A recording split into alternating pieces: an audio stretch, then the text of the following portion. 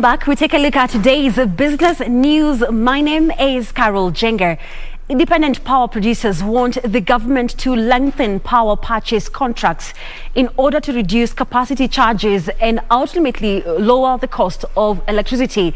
The electricity producers told the National Assembly Energy Committee that the duration of power purchase agreement of 20 years, as is the case currently, means they have a shorter period to recoup their investments, hence the high cost of electricity. Benson Rioba reports.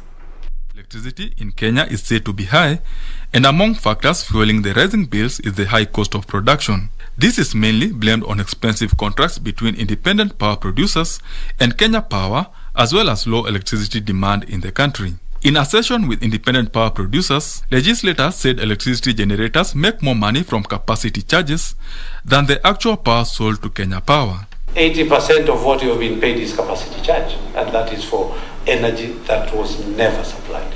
It was only for the capacity for you to generate. And you know, it is passed over to the consumer. Legislators now want the utility firm to revise the contracts by basing payments on actual electricity consumed to help lower the overall cost of electricity in the country. But the suggestion was immediately opposed by the independent power producers, who said capacity charges are meant to cover operational costs since they were assigned the amount of work to deliver in the contracts. I have a premises that I have leased to someone. He pays me rent.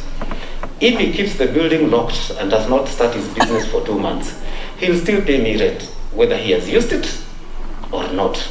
Capacity charges are being paid is just because it's a fixed asset, fixed cost, because of the machinery we bought. The electricity generators are pushing for longer power purchase contracts to lengthen the duration to recover their investments and ultimately lower the electricity charges. If you renegotiate, then the best thing to do is to extend the period of the PPA so that within the same particular period, the capacity charge can come down. They also believe the government should review some levies to reduce the cost of electricity.